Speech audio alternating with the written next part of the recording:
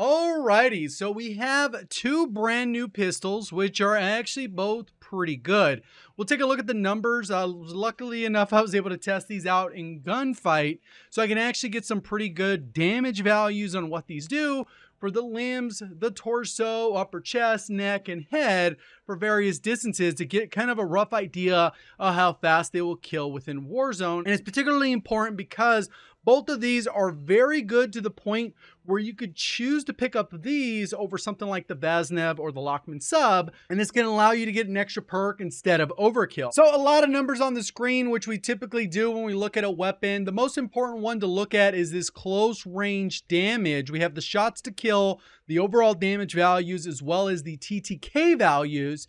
And based off the number of shots you need for neck and head, it kind of gives us an estimate that'll be around 12 to 13 shots to kill is kind of where you'd expect. And that's at 550 to 600 millisecond TTK for up close. So is the FTAC Siege, the TAC 9, broken? No, it's pretty good. If you land a bunch of headshots, it can kill pretty quick. But overall, it's not incredibly broken. I don't expect it to get nerfed, but it definitely does compete with the current meta weapons, which fall right around 540 to 560 TTK. So it's a very good close range option if you don't want to have to worry about getting overkill. Unfortunate part about this one, you cannot buy it from the buy station because those are restricted to primary weapons. When it comes to the GS Magna, I kept both versions on here because we have the normal and then we have the akimbo, and you can see I've essentially doubled that fire rate.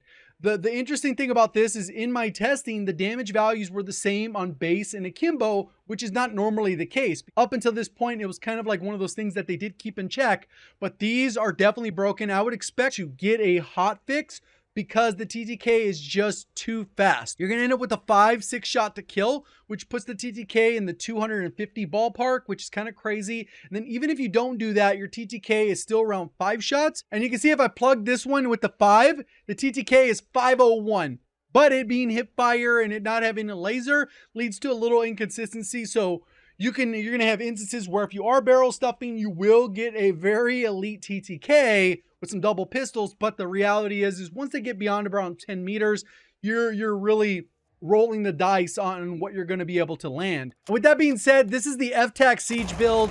Obviously, the Tech 9 was an SMG, but this being a pistol ends up being incredibly powerful. Decided to go with the 50-round mag. There will be instances because you do need to land a lot of shots. You need to land like 14, 16 shots with this weapon, which could burn through the bullets pretty quickly even if you're accurate. So you're going to kind of want to balance that out depending on your playstyle. So you could definitely go with the 75 over the 72 over the 50. And then everything else is pretty much built for aim down sight, aim walking speed, or sprint to fire. So you kind of just slide that. However, because this is an SMG, that's typically how we would build it out. And then if you feel like the recoil is a little bit much, then you just tune it more towards recoil. Like we have with this attachment here, you can go to recoil steadiness over aim down sight. But those are things you're going to have to figure out for yourself. Personally, I think this is a build I can rock with. As you can see here, pretty accurate, not incredibly slow. Maybe because obviously it has the handling of an SMG, so it does have the benefits of that. Then when it comes to the GS Magna, we're going to have this one, which is kind of a single build. You're going to have significantly more control over it, but the reality is that you're only going to have 13 bullets. So this will probably fare better in solos and duos. Anything above that, you're really going to struggle unless you're just an elite level player. So that build is pretty much built like this.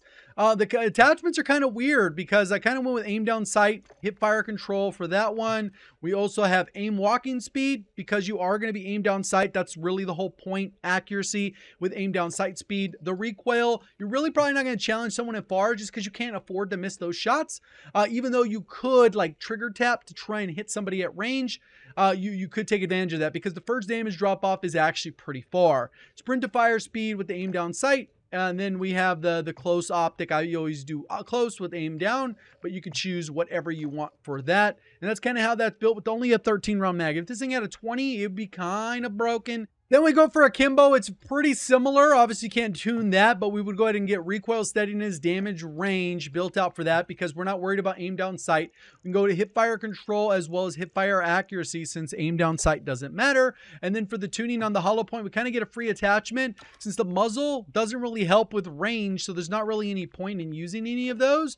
So we can actually go with this one. Optic wouldn't matter. We kind of get a free attachment. You can really use whatever, but I've decided to go with the hollow point and go bullet velocity and damage range, even though that's not really necessary for this build, and you would kind of have something that works like this. I think they were pretty smart not giving this thing a laser because it is full auto, but you can see even at 10 meters, this thing will struggle to kind of hit shots. You got to be barrel stuffing these people within 5 meters, so obviously it's going to be broken within that range.